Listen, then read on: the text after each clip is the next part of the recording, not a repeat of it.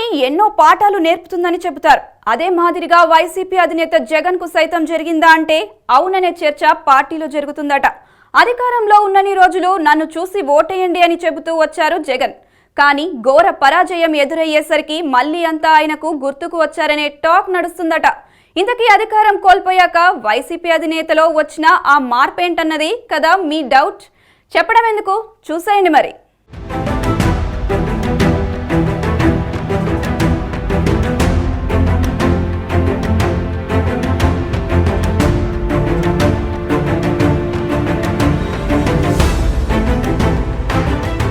Andhra Pradesh assembly ఎన్నికల్లో సిద్ధమంటూ సమరశంఖం మోగించిన YCP అధినేతకు ఊహించని విధంగా పరాజయం ఎదురైంది.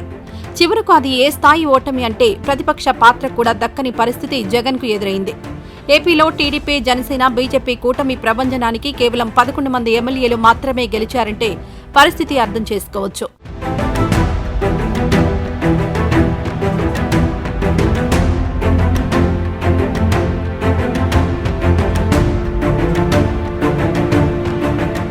ఇంతటి దారుణ పరాజయం ఎదురైన కొద్ది రోజులు సైలెంట్ గా ఉన్నారు జగన్.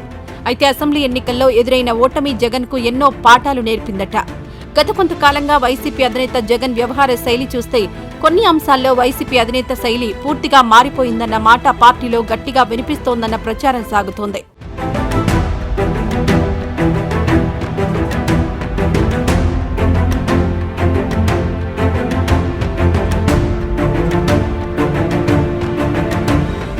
ఓటమి తర్వాత జగన్లో వచ్చిన మార్పులను కొంత నిశితంగా గమనిస్తే కనిపించే మొదటి అంశం తరచుగా మీడియా ముందుకు రావడం. ముఖ్యమంత్రిగా ఉన్న సమయంలో జగన్ జిల్లాల పర్యటనలకు వెళ్లిన 1-2 సార్లు మినహా పెద్దగా ప్రెస్ మీట్లకు, ప్రెస్ కాన్ఫరెన్స్లకు వచ్చింది లేదు. ప్రభుత్వం తరపున ప్రధానమైన నిర్ణయాలు కానీ, పార్టీ తరపున ముఖ్యమైన అంశాలు కానీ స్వయంగా చెప్పింది లేదు. చంద్రబాబు నాయుడు గారి హయాంలో డిస్కాముల పరిస్థితి దయనీయమైన స్థాయిలోకి పోతా ఉంది.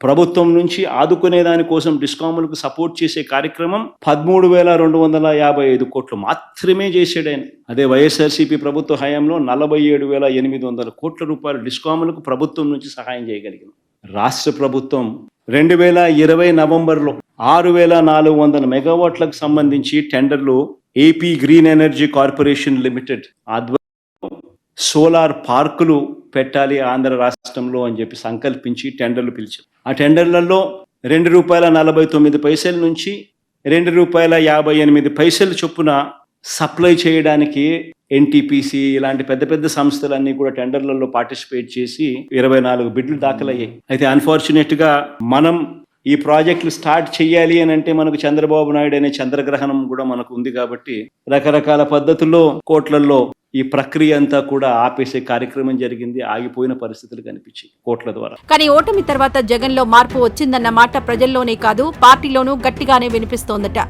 అధికారం కోల్పోయిన కొద్ది రోజులు సైలెంట్ గా ఉన్న జగన్ ఆ తర్వాత వైసీపీ నేతలు, కార్యకర్తలపై అక్రమ కేసులు బనాయిస్తున్నారంటూ మీడియా ముందుకొచ్చి విమర్శలు గుప్పించారు.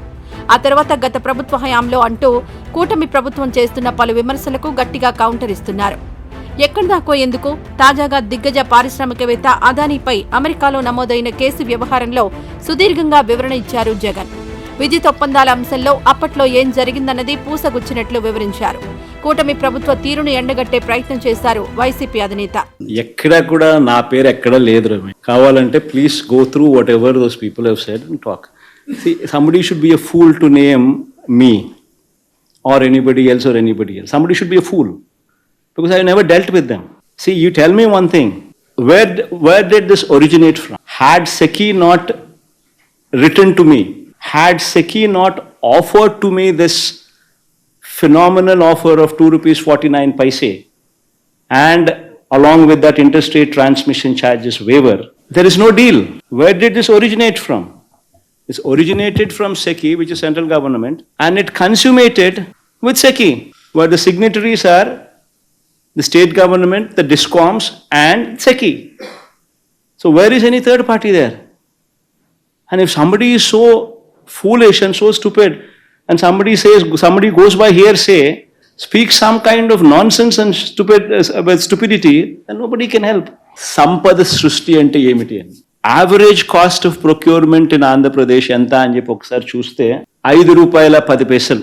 మనకు 17,000 మిలియన్ యూనిట్స్ మనకు ₹2.49 మనకు కేంద్ర ప్రభుత్వం ఇవ్వడానికి ముందుకు వచ్చింది. అంటే ₹5.10 నుంచి ₹2.49 అంటే ₹2.60 పర్ యూనిట్ సేవింగ్, సంవత్సరానికి 4,400 కోట్ల రూపాయలు.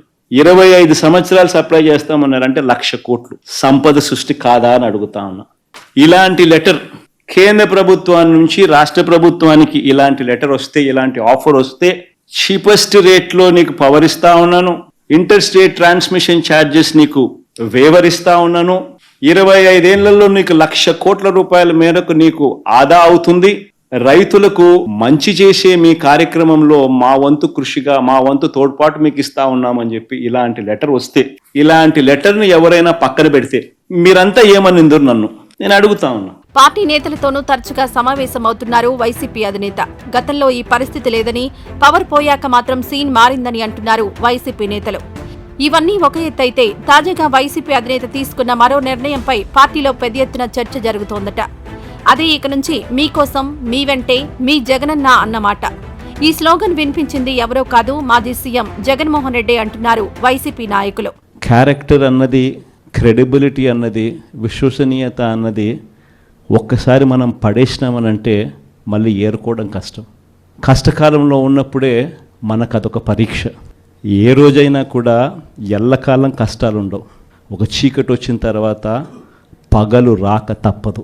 ఇది మనకు సృష్టి నేర్పిన రహస్యం. కాబట్టి ఖచ్చితంగా ఇది గుర్తుపెట్టుకోండి.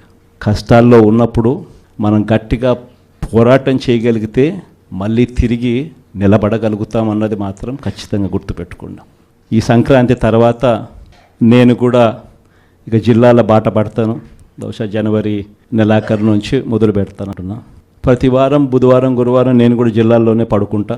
ప్రతి పార్లమెంటు ఒక యూనిట్ కింద తీసుకొని నేనే అక్కడికి వచ్చి నేనే బస చేస్తా. బుధవారం అంతా కార్యకర్తలతో 3 కాన్స్టిట్యున్సీసు, గురువారం అంతా మరో 4 కాన్స్టిట్యున్సీసు కార్యకర్తలతోనే మమేకమయ్యే కార్యక్రమాలు, పూర్తిగా కార్యకర్తలకి కేటాయింపు చేసే కార్యక్రమాలు చేస్తాం. సంక్రాంతి తర్వాత జిల్లాల పర్యటనకు సిద్ధమవుతున్నారట జగన్. రాష్ట్రంలో నెలకొన్న తాజా రాజకీయ పరిస్థితుల వేళ ఎలాంటి పరిస్థితుల్లోనైనా కార్యకర్తలకు అండగా ఉంటారని వైసీపీ అధినేత భరోసా ఇవ్వడమే ఈ చర్చకు కారణమట.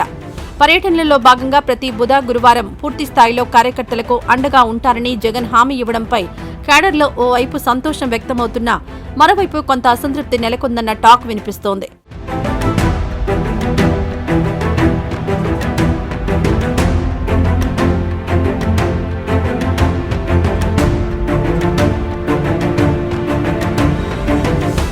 ప్రస్తుతం కష్టకాలం నడుస్తోందని, ఇబ్బందులు పడుతున్న కార్యకర్తలు తనను చూసి ధైర్యం తెచ్చుకోవాలంటూ జగన్ సూచిస్తున్నారట. అక్రమ కేసులు పెట్టి తనను జైలుకు పంపారని, ఆయన పోరాడిన విషయాన్ని గుర్తు చేస్తున్నారట జగన్. ప్రస్తుతం ప్రభుత్వం మారిన వేళ మళ్లీ ఫైట్ చేస్తున్న అంశాన్ని తనను కలిసిన కార్యకర్తల దృష్టికి తీసుకెళ్తున్నారట జగన్.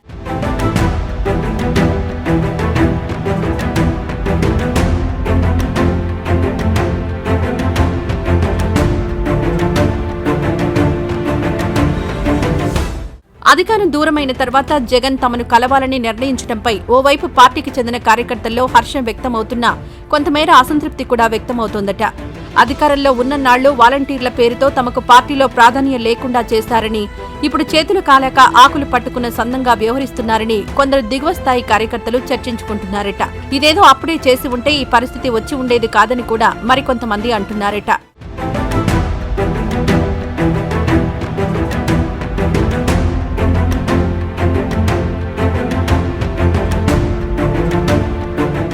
మొత్తంగా చూస్తే ఒక్క ఓటమితోనైనా జగన్లో మార్పు వచ్చిందని సంతోషంగా ఉన్నారట వైసీపీ క్యాడర్.